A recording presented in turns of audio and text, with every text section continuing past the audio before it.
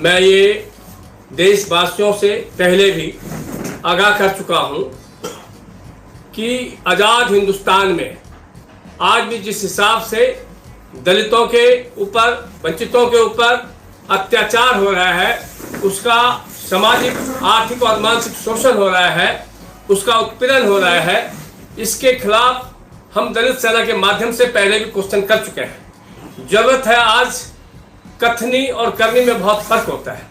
कथनी से सुनने में कथा बहुत अच्छी लगती है, लेकिन आज देश में मानसिकता बदलने की जरूरत है।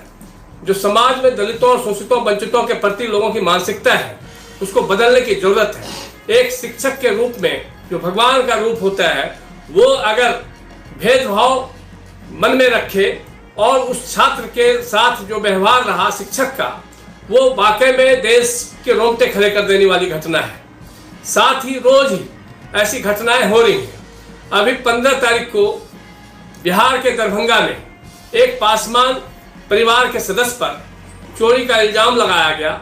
उसको रस्सी से बांध करके रात से लेकर के सुबह तक पीटा गया। वो व्यक्ति आज अस्पताल में जिंदगी और मौत से जूझ रहा है और पुलिस व्यवस्था इस कसमकस में रह जाती है कि वह क्षेत्र मधुबनी में लगता है, मधुबनी वाले कहते हैं वो क्षेत्र दरभंगा में लगता है।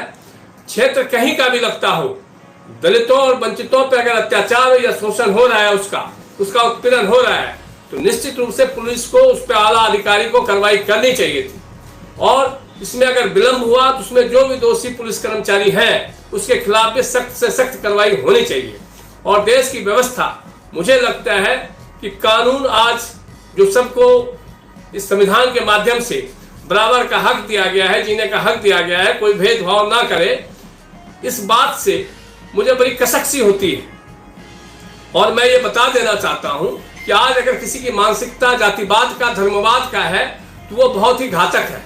मैं अपने लोगों से आगाह करना चाहता हूं, उनको एक संदेश देना चाहता हूं कि मैं एक ब्राह्मण परिवार में पैदा होकर के दलितों और शोषितों, वंचितों की सेवा इसलिए करता हूं कि हमारे पूर्वजों के द्वारा जो महापाप किया गया है, उस महापाप का प्रायश्चित करने के लिए उनकी सेवा की जाए। और ऐसे ही समाज से और भी लोग जब तक निकल कर बाहर नहीं आएंगे, दलितों, वंचितों, शोषितों की बात नहीं करेंगे, तब तक समाज में बदलाव नहीं आएगा।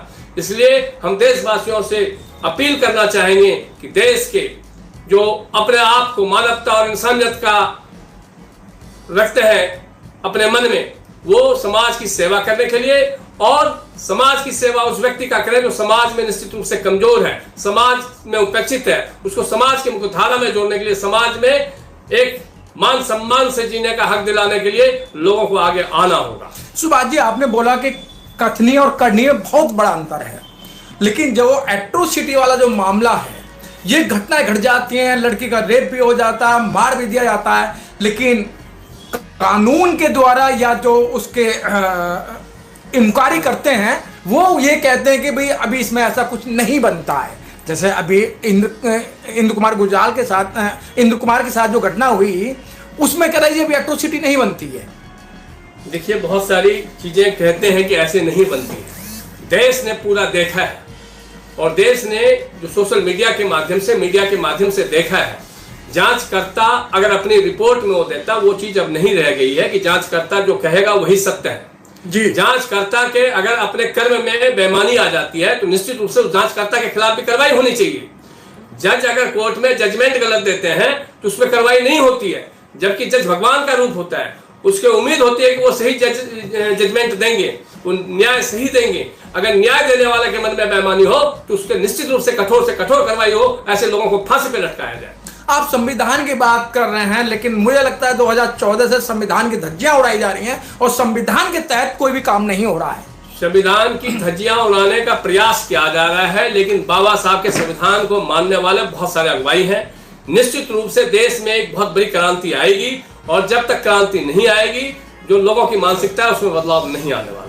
तो कैसे क्रांति आएगी? आए दिन लोगों को मौत के घाट उतारा जा रहा है। चाहे हम किसानों की बात करें, किसान 1 साल 3 महीने उन्होंने आंदोलन करा और उनकी बात नहीं सुनी गई।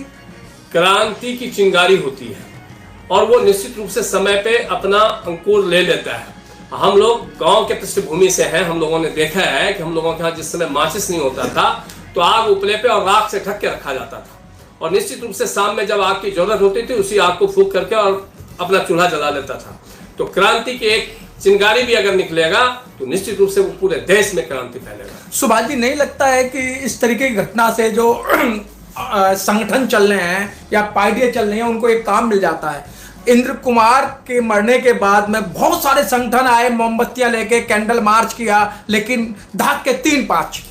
आज जो मानववादी व्यवस्था है, जो आज चापलूसों का और उद्योगपतियों की व्यवस्था है, उस व्यवस्था के माध्यम से जो सही दिशा में चलने वाले लोग हैं उस दिशा को भटकाने के लिए बहुत अलग अलग संगठन के माध्यम से उस दिशा को अलग मोड़ दे दिया जाता है, और यही कारण है कि लोगों को न्याय नहीं मिल पाता है। सुभाष जी, चलते चलते दलित सेना के आप संगठन सचिव हैं, राष्ट्रीय संगठन सचिव हैं, आपकी तरफ से इंद्र कुमार के लिए या जो बिहार के अंदर जो घटना घटी है उसके लिए आप क्या एक्शन ले रहे हैं? इंद्र कुमार जी के लिए जो कमेटी बैठाया गया था, उस कमेटी ने 5 दिन की मोहलत और ली है कि जांच में कोई विलंब है जिसमें 5 दिन की और समय मुझे दिया जाए। 5 दिन में उस जांच कमेटी की जांच को देखते हुए निश्चित रूप से अगर शांतिपूर्ण निर्णय नहीं आता है, लोगों के प्रति न्याय नहीं मिलता है, तो दलित सेना इस पर निश्चित रूप से आवाज उठाएगी, बुलंदी से उठाएगी और इस लड़ाई को लड़ने का काम करेगी। सर, इतना समय मांगा जाता है, जिस तरीके से आपने देखा हाथरस के अंदर मनीषा वाल्मीकि के साथ में उसका रेप होता है, फिर उसे मार दिया जाता है, उसकी जिब्बे काट ली जाती है और रीढ़ की हड्डी तोड़ दी जाती है, लेकिन अभी तक उसे भी न्याय नहीं मिला है। और वहां के जो दमदार लोग हैं और वहां के जो पूंजीपति लोग हैं, जगह जगह मीटिंग कर कर, पंचायतें कर करके, पैसे इकट्ठा करके केस को दबाने की बात की जा रही है। निश्चित रूप से न्याय मिलता है। न्याय के प्रति अगर लोग, जितने संगठन उस समय सक्रिय होकर के उस आवाज को बुलंद कर रहे थे, वो संगठन अगर ईमानदारी के साथ, वफादारी के साथ आज भी उसी लक्ष्य के साथ आवाज को बुलंद करता, तो निश्चित रूप से इतनी विलंब होने की कोई कारण नहीं होता। लेकिन आज अधिकांश संगठन सिर्फ अपनी संगठन और नाम चमकाने के उद्देश्य से गिद्ध के जैसे मौके की तलाश में होती कि कहां घटनाएं घटे और हमारा चेहरा और हमारे संगठन का नाम वहां उजागर हो। मैं उसमें जितने भी संगठन थे, मैं उन संगठनों से पूछना चाहता हूं, क्या वो घटनाएं आज खत्म हो गई? उस परिवार को न्याय मिल गया? वो संगठन आज आवाज क्यों नहीं उठा रहा है? और इसीलिए देश में बोला गया है अंधा कानून। इस पे फिल्म भी आई थी, अंधा कानून। जैसा कि एक समय था कि कभी भी एट्रोसिटी होता था तो दलित सेना सबसे पहले आगे होती थी, और आज केवल सोशल मीडिया और चैनल पर ही देखते हैं दलित सेना दिखा देती है, फ्रंट पर नहीं। देखिए, समय होता है, नेतृत्व अलग अलग लोगों के हाथ में होता है, नेतृत्व करने के तरीके अलग अलग होते हैं, सबकी अपनी अपनी नेतृत्व की क्षमता अलग अलग होती है। जब से मेरे पास दलित सेना की कमान आई है दिल्ली प्रदेश का, और अभी राष्ट्रीय संगठन सचिव की कमान आई है, तो निश्चित रूप से मेरे राष्ट्रीय नेता माननीय पशुपति कुमार पारस जी, केंद्रीय मंत्री भारत सरकार, सक्रिय होकर के संगठन को एक जान दे रहे हैं और एक नेतृत्व में संगठन मजबूत हो रही है।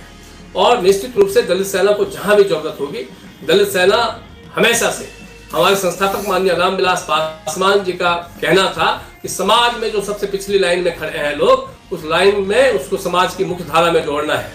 समाज में जो उपेक्षित लोग हैं उसके समाज की मुख्य धारा में जोड़ना है। जो समाज में वंचित और शोषित है उनके हक और अधिकार की बात करना है। हम दलित सेना निश्चित रूप से कर रहे हैं और आगे भी करेंगे। कल आप एक कार्यक्रम है, उसका क्या उद्देश्य? कल का जो कार्यक्रम है, अखिल भारतीय वाल्मीकि महापंचायत के द्वारा दिल्ली प्रदेश में जो नगर निगम में कार्यरत हैं हमारे समाज के लोग, 4 ग्रेड कर्मचारी में और सफाई कर्मचारी में, उनके हक और अधिकार के लिए, उनको समय पे वेतन नहीं मिलना, उनको सारी सुविधाएं नहीं मिलना, उस मांग को लेकर के हम लोग कल जंतर मंतर पर प्रदर्शन कर रहे हैं।